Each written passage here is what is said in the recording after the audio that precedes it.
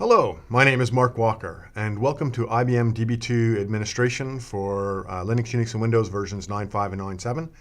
This is Unit 3. We'll be talking about the DB2 environment.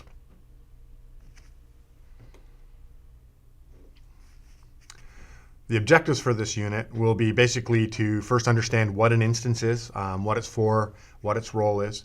Then we're going to look at using the DB2 start and DB2 stop to, control our instance, as well as how to create and drop an instance and how to distinguish between the different types of configurations that we would have for our instances, as well as how to describe and modify the database configuration, both the master configuration for the instance and for any individual database itself. So what exactly is an instance? You'll hear this term used a lot. It can be a little bit confusing because DB2 doesn't use databases or instances in quite exactly the same way as, say, SQL Server or Oracle. To IBM, the instance is the running thing. So if you take a look at the processes, the threads, the memory, all the resources that are held, they're all owned by an instance. So it's the main process that runs. You can have multiple instances running on the same application, and databases themselves run within an instance. So they take advantage of or use the working threads, as it were, for the specific instance that the database is owned by. That's why we will talk about this. For any one database, it can only be a member of one instance, but an instance can have more than one database in it. And it's a way for us to isolate things. So we're going to get into more detail on what they are specifically, but from a database perspective, a database is something that's owned and run by an instance. If we look at the diagram here, what we see is the basic layout for the product itself. So you see instance 1 and instance 2. That's the running process that would have databases within it, and it has its own configuration file. So that's that DBM config you see there. So that's the database manager config file. And underneath it, you would have multiple databases. And each database itself would have its own database configuration file. And within that database configuration, it would be mapped to a specific database, as well as whatever catalog that is owned by that database, the catalogs the database, as well as the log files associated with the database. So what is an instance? Well, first off, we have to understand that DB2 runs on different platforms. So what I'm about to describe applies to the Linux, Unix, and Windows platforms as well as Solaris. It doesn't apply to the high-end platforms, the mainframes, and so on.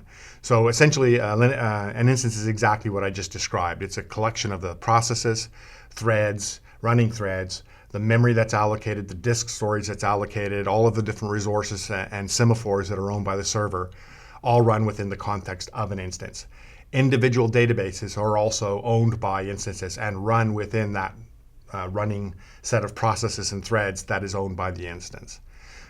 Any one database can have, or any one instance can have multiple databases, and a database must belong to an instance, just one instance. So also, any one server node can have multiple instances, and I think I mentioned this, but it can also have multiple instances for multiple versions of the database as well. That's relatively recent, but it's a feature of DB2.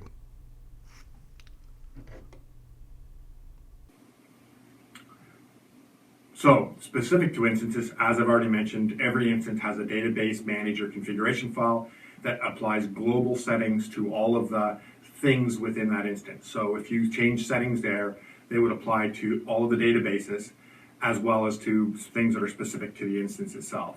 The database itself has its own configuration file where it also has global settings that apply to everything in the database. So if you want to change the default value for particular types of things, you can do that there as well. And it overrides the global settings of its parent, the instance itself. For each database within an instance, DB2 also creates a set of system catalogs tables. These are the things that specifically describe what your database contains. So these catalog tables actually have a table that describes the columns in your tables.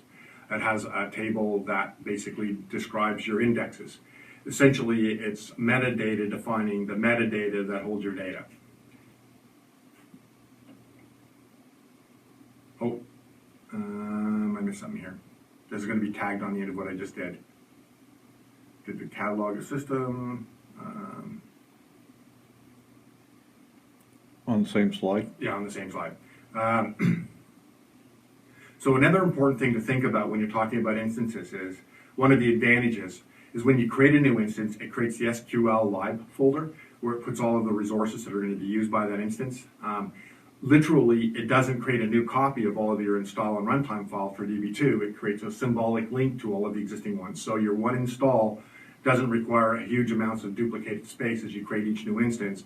It's very, very efficient in that it literally will only create symbolic links to the original files. It also means that when you update your database, it's updating the original files, and that means that all of your databases within that get updated as well.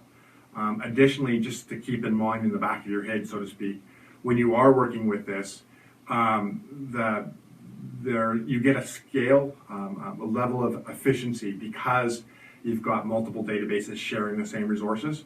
But at a certain point, you can actually overload a specific instance, overtax it by having too many databases and having the threads spread out too far.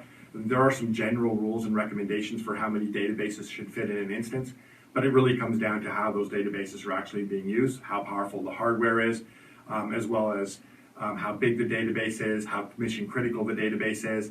Essentially, you think of your instances as a way for you to provide amount of isolation between databases, to provide some amount of failover, and to ensure that if a database for a specific product or a specific function fails, you don't necessarily take down, and it takes its instance down with it, you won't necessarily take down all of the other databases that are mission critical, which would each run in their own instances in order to isolate and protect them from the specific instance that may have failed, for example.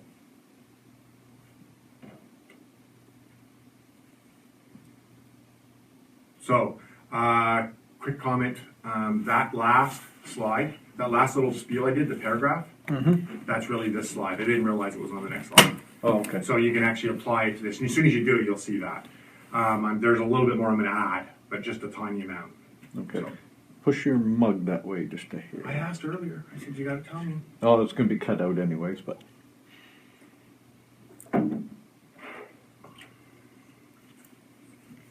And the white sheet underneath you, shove it towards me just a little bit. A little more. A little more. There. Yeah, but Yeah. it hurts my arms now. Oh, does it?